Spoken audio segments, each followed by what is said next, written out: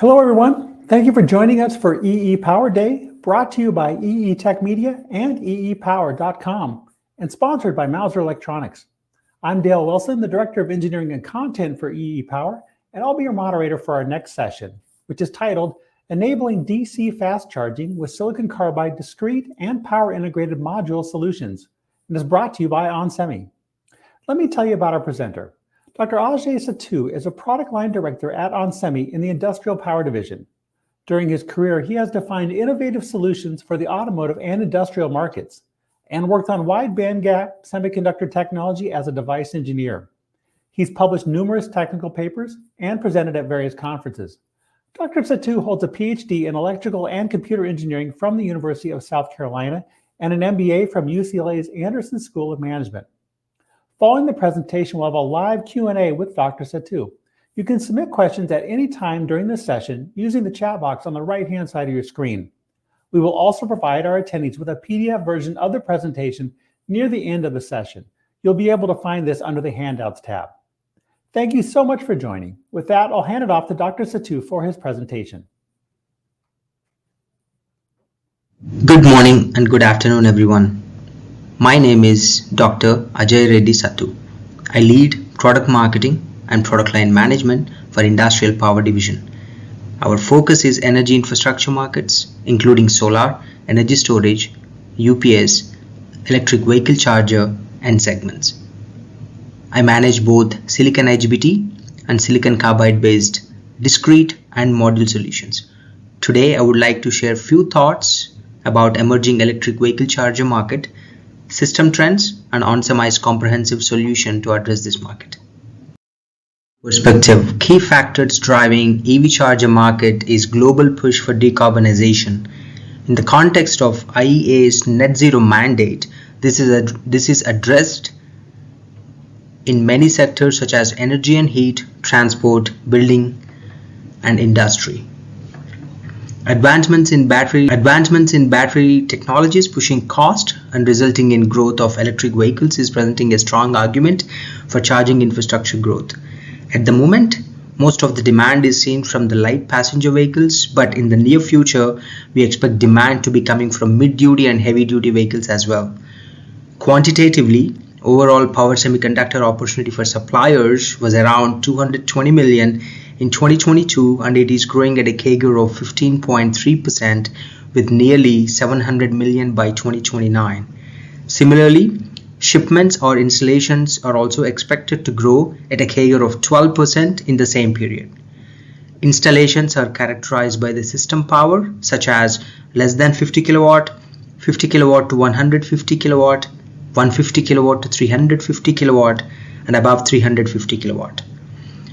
Other key thing to note is how the installation segment by system power will evolve. Today, installation or availability of charger pools with wattage more than 150 kilowatt accounts for nearly 32%, and this will double by end of the decade, accounting for nearly 64%. This presents an appealing market opportunity for power semiconductor suppliers. While the market is appealing, it's important to understand what the landscape is, who the key stakeholders are in the entire value chain enabling charging infrastructure market.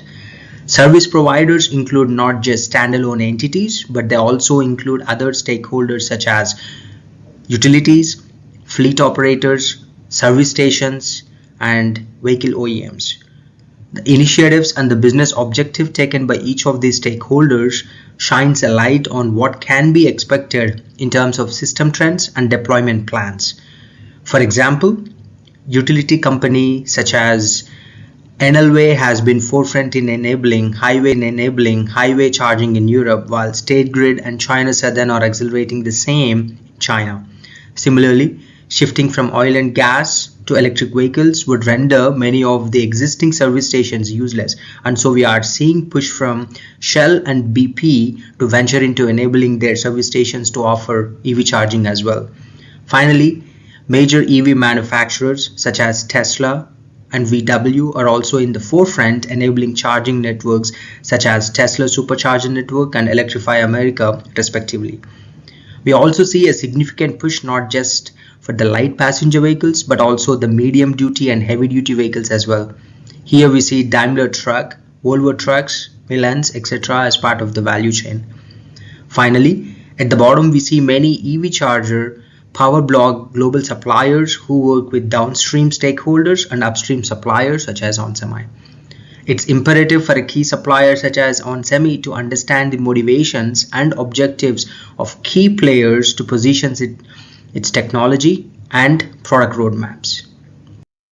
Chargers of today fall into three main categories, separated mainly by their power level. Level 1 is at 120, typically comes from household outlet with maximum current rating of 12 amps and can add 3 to 5 miles per hour. Level 2 is at 220 volt, available at home, workplace or public locations and can add up to 12 to 80 miles per hour depending on the power output. Level 2 chargers can deliver up to 22 kilowatt or so, making them capable of charging the average EV in about 2 to 8 hours. The limitation is mainly from the vehicle side in terms of the battery capacity.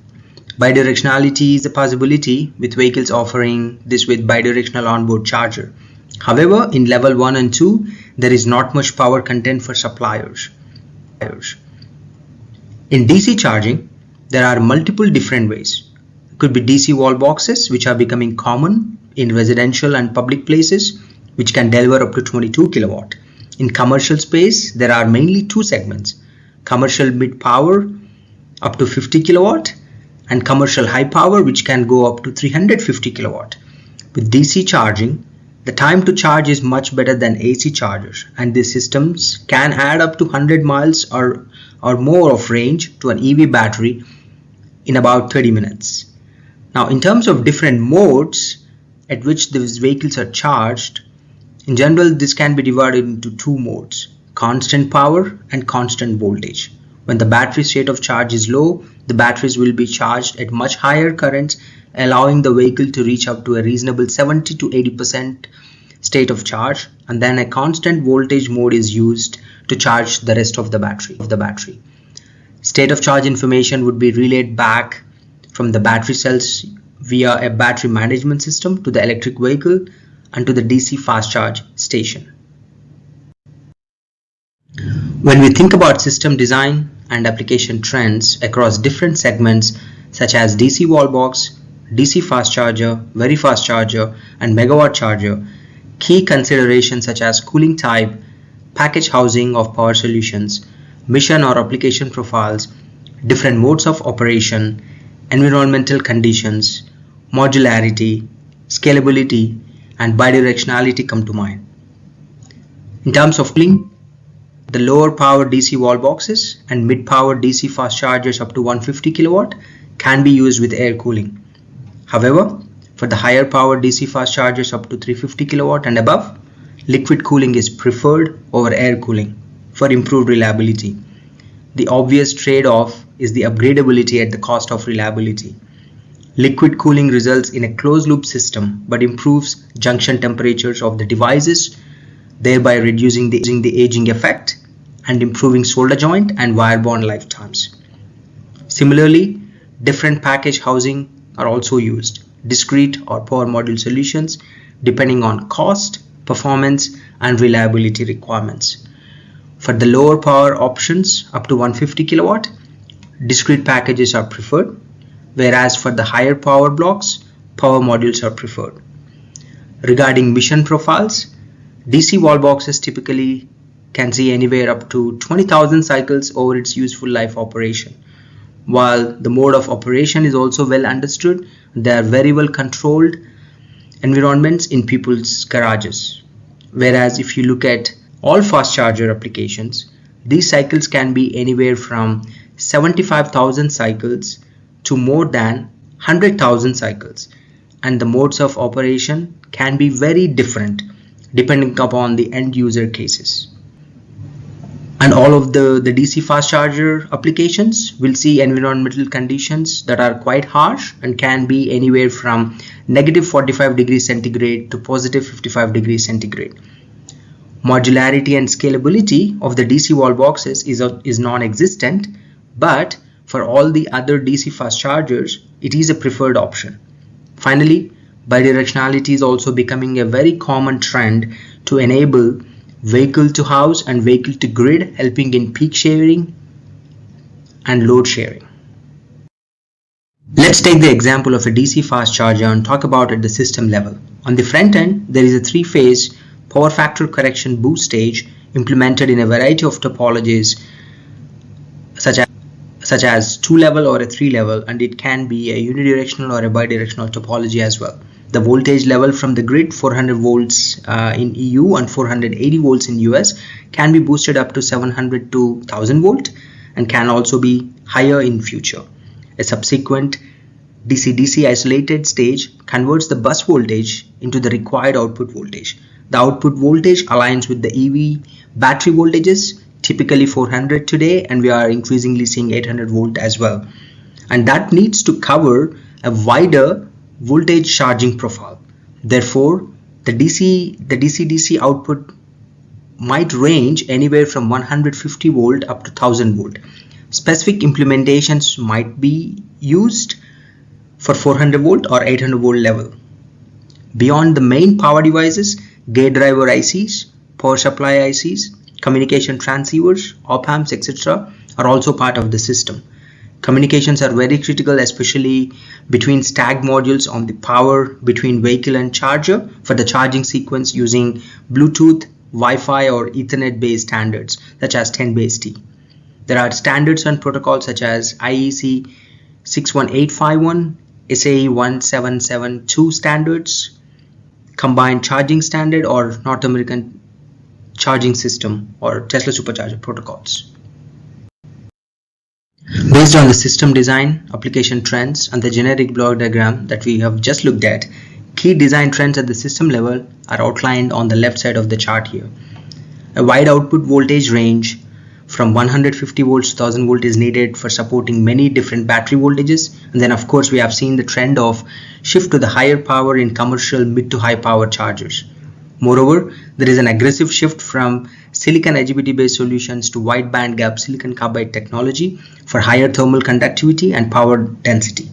Obviously, given the fact that we are moving to higher power charging stations, module solutions are also preferred when size and power density are at premium. And then finally, we are looking at shift from unidirectional to bidirectional, and that is to enable vehicle to grid applications for peak load shaving. For safety, reliability and compliance standards, there is a requirement for isolated gate drivers as well. While the premium on the smaller footprints, performance and power density is understandable, many customers are also looking at design for reliability too. On the right side of the slide, I present some key topologies that are used in current EV charger power stages. 3-level TNPC, 2-level half-bridge or interleaved PFC are used for the active front end, while half-bridge and full-bridge topologies are used for the DC-DC output stages. This is not an exhaustive list of topologies. There may be many other choices depending on system requirements. 2 slides we will look at power semiconductor solutions and what the typical trade-offs are for discrete and module solutions across power classes. Between discrete and module at the system level, designer would need know-how when using discrete devices, and this approach generally results in larger PCB area. With a power module approach, this task becomes easier and overall component count is also lower, improving manufacturability and system size. From a performance perspective, when we look at thermals, power modules generally offer lower thermal impedance than discrete solutions, leading to lower failure rate. Electrical isolation would have to be implemented via isolation pads if discretes are used. When multiple dies are needed for power scaling, die selection and die matching is easier with modules, whereas in discrete solutions, this would require a lot of additional effort. Given these guidelines, however, we see both approaches for system design in the mid-power ranges. As the system power increased from 50 kilowatt, stacked solutions are used with power blocks ranging from 20 kilowatt up to 100 kilowatt. Industry standard packages such as TO247 and D2PAC 7 lead are used, and a preference for top cool discrete packages is also increasing. On the power module side, industrial modules such as onsemi's F1, F2 and F5, which comes with a base plate, are also pursued heavily. Along with the power semiconductors, onsemi also offers a wide variety of isolated single channel or dual channel gate drivers, and some of the examples are shown on the right side of the chart here. Now let's look at solutions enabling 22 kilowatt to 350 kilowatt for EV chargers. Looking at the loss distributors for a typical power block, nearly 70% of the losses come from power semiconductors. Given this premise, it is clear that silicon carbide is the obvious choice of technology over traditional silicon IGBT technologies. In this case, onsemi's Gen 3 silicon carbide 1200 volt diodes offer industry-leading performance optimized based on forward surge current and reverse recovery. Similarly, our Gen 3 MOSFET platforms are also optimized to cater to various end markets aptly, meaning for higher frequency switching applications such as EV charger, we recommend M3S technology, and for traction or motor control applications, we suggest M3P or M3T flavor, which highlights short circuit withstand time. All of our Gen 3 diode and MOSFET based solutions are released to market, and more information can be found on our website. With silicon carbide implementation, system efficiency can be improved by nearly 3 to 4% over silicon solutions, increasing power density for the same footprint and reducing charging time. Improved efficiency with silicon carbide comes from lower conduction losses and lower switching losses, which also simplifies cooling requirements. Since air cooling is still in the majority, fewer cooling fans and thus lower ambient noise is also expected. On this slide, I would like to present onsemi's Gen 3 MOSFET called M3S, benchmarking against some of the global competition. There is a good presentation of both planar and trench technologies on this slide. The comparison is done for a 40 milliohm RDS(on) rated device in a standard TO2474 lead package. Comparing DC characteristics or RDS(on) performance at VGS 18 volt and junction temperature of 175 shows that onsemi has a competitive RDS(on) compared with competition. However, if you look at the total switching losses curve at the bottom left, onsemi is by far the best performer. Better switching loss, especially for turn-on energy loss due to lower ERR characteristics and smaller device capacitances. Similarly, if we take two competitors A and C and observe the turn-on and turn-off waveforms on the right side of the slide under same switching conditions, the charts at the top show waveforms during turn-on, and you can see smaller peak current for the onsemi devices, and this is related to smaller ERR and CGD, and additionally peak-to-peak ringing current is also lower for onsemi's M3S than other competition during turn-on, translating to better EMI performance as well. If you look at waveforms for turn-off, differences are not so visible, so we could say that there is very similar performance between M3S and competition. Using the same Gen 3 MOSFET devices in power modules, we have simulated a 50 kilowatt active front-end block using one of our 11 milliohm TNPC module in F2 package. For the full three-phase, 3 TNPC modules were used. The simulation conditions are shown in the middle of the slide here, with input voltage at 400 volt line to line and switching frequency of 20 kHz. Heatsink was kept at 90 degrees C. For the 11 milliohm module, at this frequency, junction temperatures were around 125 C and power stage efficiency was 99%. Obviously, there will be a trade-off on the switching frequency used, cost of inductors, and the efficiency of power stage. For example, using the same module, if we target higher switching frequencies such as 48 kHz, inductor value will be less than 500 microhenry and can achieve close to the same efficiency, 99%. However, maintaining reasonable junction temperature will become important to manage aging effect. In a nutshell, higher switching frequencies can help with smaller magnetics and system cost, but can result in slightly lower efficiency and also slightly worse reliability. Or one could choose to go with lower RDS(on) module like 8 milliohm TNPC, which would have lower conduction losses but same total losses as 11 milliohm and can benefit from lower junction temperatures to offset aging. Similarly, we have also simulated a 50 kilowatt dual active bridge topology using our 4 milliohm half bridge module for primary and 3 milliohm half bridge module for secondary. The simulation conditions are shown in the table on the left, where the output voltage of 800 volt DC and switching frequency of 100 kHz were used. Heatsink was the same temperature as before. The power loss data is also shown in the table here. The key thing to note is that the total losses were around 570 watt, with the power stage efficiency of 98.96%. Within the 570 watt, 80% of the losses were switching losses. Hence, it's imperative that designers pay attention to technologies that can offer lowest switching losses possible for EV charger applications. Since onsemi's M3S also offers low COSS, low resonant inductor can be used for better system cost. Of course, in the simulation, we used a single stage concept for DAB, which is simple in implementation and can get you a reasonable efficiency in power stage. However, a dual stage approach is doable as well. A series parallel approach can offer wider voltage and efficiency plateau but complex to implement. It could yield similar or better efficiency but additional cost in the form of relays switching from parallel to series connection depending on the vehicle battery voltage. When we think about megawatt charging system, traditional CCS or NACS may not work as this can only offer charging power up to 400 kilowatts. As we now move more towards megawatt charging for heavy duty vehicles, the same charging standards may not apply. So let's look at a little bit of math here. Based on Tesla Semi's efficiency metric of 0.5 mile per kilowatt hour for heavy duty vehicles to achieve 250 mile range, the battery capacity would have to be nearly 500 kilowatt hour. When a vehicle has such a large battery capacity and to reach 80% state of charge in under 30 minutes, this would require quite a bit of power.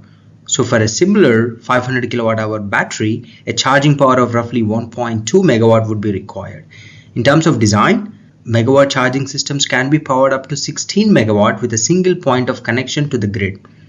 And each of these MCS can have multiple multiports that can power up these heavy duty vehicles, which are considered loads. However, these multiports also offer a multitude of functionality. These power conversion systems interface with not only loads but also assets such as energy storage and photovoltaics. So the table on the right bottom should give you a clear idea in terms of what each of these different loads and assets do in an MCS. One key thing I would like to highlight here is the requirement of high voltage devices such as silicon carbide 2 kV MOSFET, which will act as a key switch element that will be used in both front-end systems and also in DC-DC systems. This is still an area that is very much in emergence today. In addition to having a comprehensive silicon carbide portfolio, what sets onsemi apart from other silicon carbide suppliers is our vertical integration capability. onsemi has the silicon carbide substrates in-house at our Hudson, New Hampshire. We are capable of both 6-inch and 8-inch substrates from this facility. Wafering is done in Rasnov, Czechia. Silicon carbide epi is done in 2 locations today, Rasnov and Bucheon, South Korea. Our front end is also located in the same Bucheon facility in South Korea. Currently, we are high volume manufacturing in 6-inch substrates and we plan to move to 8-inch in the near future. Our entire backend, both discrete and power modules, are in-house as well. We have several backend locations in China, Malaysia, Vietnam and Philippines. Very few silicon carbide suppliers can boast end-to-end capabilities or decades of industry know-how or leveraging customer relationships in silicon MOSFETs and IGBT technologies. System power is increasing for the electric vehicle chargers as the vehicle battery cost and capacities are increasing and the requirement for lower charging times. In addition, there is also increase in efficiency standards as well. More than 98% system efficiency is becoming standard. For higher levels of deployment, cost-focused developments are also increasing with more competition. Finally, there are multiple use cases such as bidirectional vehicle to grid and vehicle to home, and attachment of energy storage and photovoltaic integration is also becoming standard. Newer approaches at the architectural level such as centralized front ends but then have distributed DC-DC stages at the charge dispensers is also becoming common. At onsemi, we have developed a 25 kilowatt reference design, which is a bidirectional 3-phase solution using exclusively onsemi components. Secondly, we have developed new Gen 3 MOSFET based eval boards for half bridge, full bridge and multi-level TNPC topologies. For more information, please refer to the QR codes shared on the slide. These modules can deliver from 50 to 75 kilowatt system power, enabling current generation EVC power blocks. Lastly, allow me to highlight onsemi's Elite Power Simulator and self-service Plex model generator, allowing customers time to market and maximum flexibility in determining right solutions for their applications. All the silicon carbide and FS7 IGBT products can be found in this simulation tool. With that, I thank you for your time and I am open to take questions.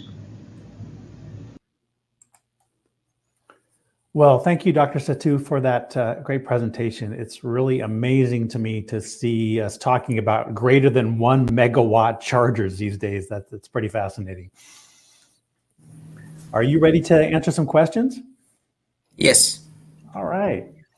All right, our first question here is, what topologies do you recommend for bidirectional charging? Right. So for bidirectional, I think, when we look at, again, the two power stages, right? So you have the active front end, which can be implemented, using a six pack, or, basically you have, three half bridges or an inverter that has, six functional switches. On the DC-DC side, that, or rather, let me just stay on the active front end, right? So, or we could also go with a multi-level TNPC, right? So you could do a two-level six-pack solution, or you could do a multi-level TNPC solution for the front end for bidirectionality. Now, on the DC-DC side, I think the most common topology that we have seen today, preference from our customers, and it's quite evident, based on the performance that it can offer, is a dual active bridge. Okay. And next question is asking about, do you have recommendations for cooling systems such as passive? Right. I think, when we look at the cooling type that probably is being deployed today, right? I think, most of, let's say for the DC fast chargers, the power rating can be anywhere from, let's say, 100 to all the way up to 350. So passive cooling is a bit of a, a challenge, but, when we think, because of the very high power density and, high wattage application, but the most common one is actually, it's an active cooling, but fan cooling, right? So we have seen fan cooling as the most common methods that are employed today. But the challenge with fan cooling obviously is, there is a set lifetime for these fans. And also, as an end user, if I'm charging my car, and if these fans are operating, let's say, continuously, that's a huge ambient noise, right? So one of the value propositions with silicon carbide is that it reduces that, the cooling requirement. So we have seen in the last many years, when moving away from IGBT to silicon carbide, that has really reduced the number of fans that are used in DC fast chargers. But moving forward, when we look at ultra fast chargers up to 400 or 450, even 500 kilowatt, and even megawatt chargers, I think liquid cooling would be the preferred option, right? So passive, not so much, but active, today majority is air cooling. Moving forward, I think it would be more liquid cooling as the power densities are going up. And kind of a related question to that is on here is, do you have design guidelines or application notes to provide recommendations on using heat sinks, fans, or liquid cooling? Right. Yeah, I think, we are actively working on that at the moment. I know it's a great question. So as I, introduced earlier in my introduction, right? So we work not just on, DC fast chargers, but also other energy infrastructure segments such as solar energy storage. So there is a lot of overlap between all of these end segments. So we are actively, working on many different new ideas and also guidelines, especially guidelines when we now go more towards liquid cooling. So we are working on that, and that should be out pretty soon, I would say. And that covers not one end segment, but rather more focused on, how a liquid cooling can be implemented, depending on whether you have a base plate or a non-base plate module, whether you would have, other features that could come with the base plate that we offer in our modules. So we are actively working on that. Excellent. Yeah, because you kind of mentioned there's so many different options there with the base plate or without the base plate. And Exactly. Am I going to add a fan or not a fan? And that's a lot for people to think about when they're just trying to build their chargers, right? Absolutely. Yeah. Yeah. You mentioned aging effects on one of your slides. Can you comment on how these aging effects usually impact the performance of the silicon carbide MOSFETs? Right. I think that's a very, very good question, right? So, I mean, let's break it down in two ways, right? So what determines the overall reliability of a discrete device or a module, right? Irrespectively. So sure, there is, the actual active element there, let's say the MOSFET, and then there is also, how do you essentially make this active device, whether you have a die attach or a sintering, or whether, you have a clip or a wire bond to essentially make that active element, be part of your circuit, right? So Now, when we developed our Gen 3 MOSFET, we have looked at all the key performance, parameters of our technology. So let's say it would, go through many, let's say millions or even billions of cycles to look at if there is shift in RDS-on or if there is shift in threshold voltage. And what we have come up with is that our technology is very robust. We really don't see much of any shift in threshold voltage or RDS-on. Even when we switch, we recommend our technology to be switched from -3 to 18 volt. This is what we say in our data sheets, but we qualify our technologies to be, even beyond this envelope, right? So that's, let's say, more on the technology side. So our technology is robust enough that it's generally not an issue of the technology. But what would happen in a discrete or a module is that it would have a solder die attach or a wire bond, right? So, and if we are continuously operating this, there is significant condition losses or switching losses. The device is heating up, and what that would actually, impact is your solder, degradation over a period of time, or your wire bond degradation, over a period of time. So I think that is more, what I meant in my presentation, by aging. So we actively look at areas to improve those things, right? So can we come up with a better die attach, material, or a different method, or what can we do on the wire bonds? Can we do something else, other attachment mechanisms and things like that? So these are, active things that we are obviously looking at, and that's more today, I would say, more package related than technology related at this point in time. Oh, fascinating. Okay. Next question is asking, why are you selecting the dual active bridge for the front end? The dual active bridge is bidirectional and is fixed frequency topology compared to the CLLC. CLLC, yeah, no, that's another good question, right? But yeah, of course, DAB is preferred. It's bidirectional. It has got better efficiency than a typical CLLC, right? And especially when you look at the wide range of voltages that all these DC fast chargers would have to cater today in the market, the DAB topology performs much better than CLLC. So CLLC generally works better for lower currents, for low powers, and DAB works much better for let's say wider range and wider efficiency requirements. When you think about it, right? So for low currents, which is not generally what we see as much today as a requirement, there is not much energy in the resonance tank, right? With the DAB. So that's why CLLC works better for low currents, but DAB works better everywhere else, I would say. I guess a kind of related question, because you mentioned bidirectional, is that are you seeing most new designs support bidirectional charging, or are they still tend to be single direction? I would say today, I think most of the current design-ins that we are working on are actually, bidirectional, right? I mean, unidirectional was the case, I guess, maybe, in the past, but now I think it's a lot more bidirectional. Certainly that enables, vehicle to home or vehicle to grid type of, applications, which has become quite important, right? So I think, if you look at any of the newer cars that are coming out, even they are saying that, hey, with our bidirectional, onboard charger, you could power up your home if there is a power outage, right? So that really rolls into not just at home, but also on the grid, because all this extra demand puts a lot of pressure on the grid itself, because significant increase in electric vehicles, then there's, of course, infrastructure demand will go up. But then if it is not bidirectional, then that puts significant stress on the grid. So that's where we really see, I think, that bidirectionality is coming into play. Okay. This question is, please explain your gate drive selection criteria to pair with the silicon carbide modules. Yeah, so I think, again, there are a couple of different ideas, right? I think most often we are seeing isolated, right? So our some customers ask for isolation, so we have, of course, isolated gate drivers that we offer from a different business group. But in general, I think from a technical perspective, short propagation delays, right, and short and well matched T rise and T fall.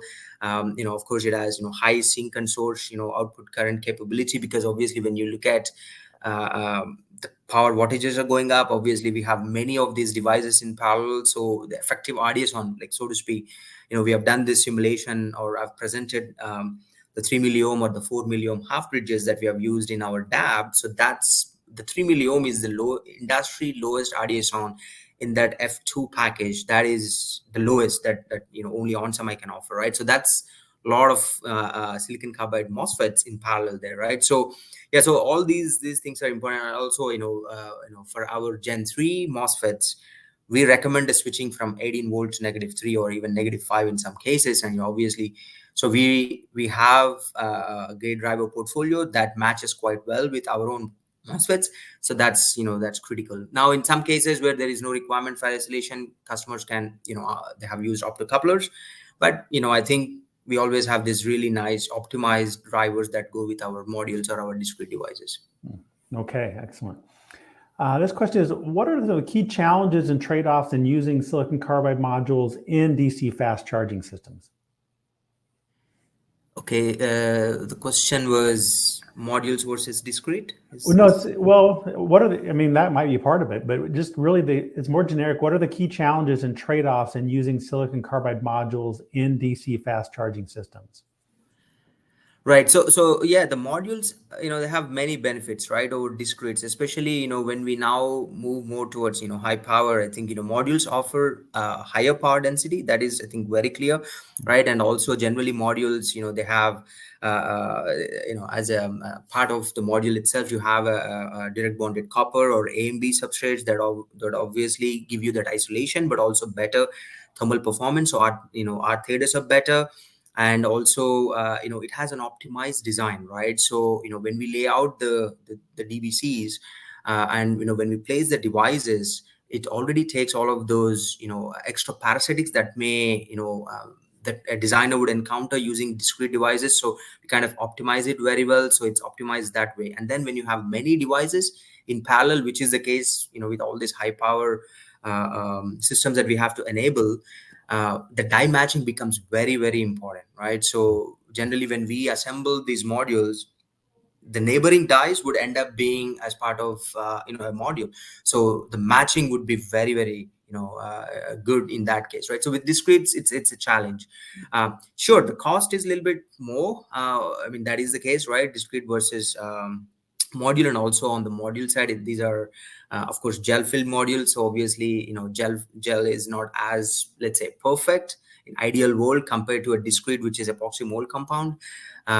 So yeah, but there are certain things that we constantly look at to improve that, right? So I think module offers a lot better performance at slightly higher cost. But I mean, today you can probably take a module solution even with slightly higher cost, because you are going to get that performance and that reliability over the longer period of time. And it would be a simple plug and play, as well as customers keep on looking at that scalability and upgradability in the future.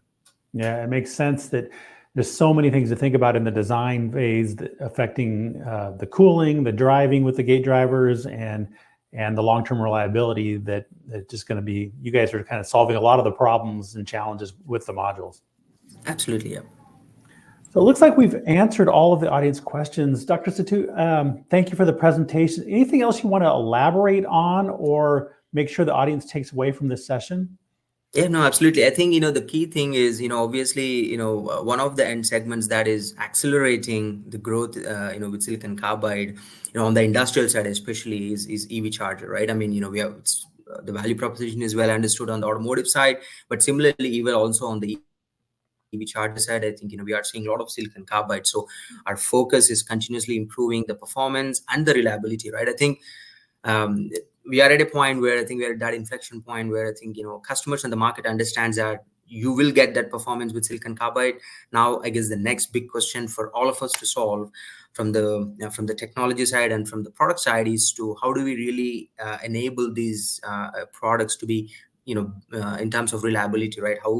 How well can they be, right? I think it's really pushing that boundary more on the reliability side rather than on the performance. Performance, I think, is there. So yeah, so we are actively looking at all of these ideas and all of these topics. So yeah, I would say with that, I think would be my closing comments.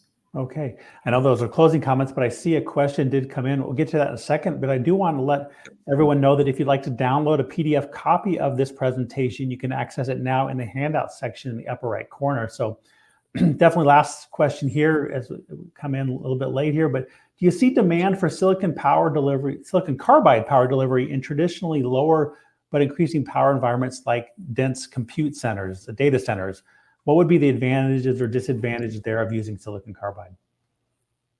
Yeah, I mean that's I know it's a tangentially different topic, but yeah, sure. I mean that's again part of the end markets that I cover. So yeah, no, certainly silicon carbide is very key there as well, right? I mean when you think about data center as a whole, right? I mean what we see today is especially at the rack power level. I think roughly in the past we're around 30 kilowatt. Now we are probably looking at around 50 60 kilowatt or so.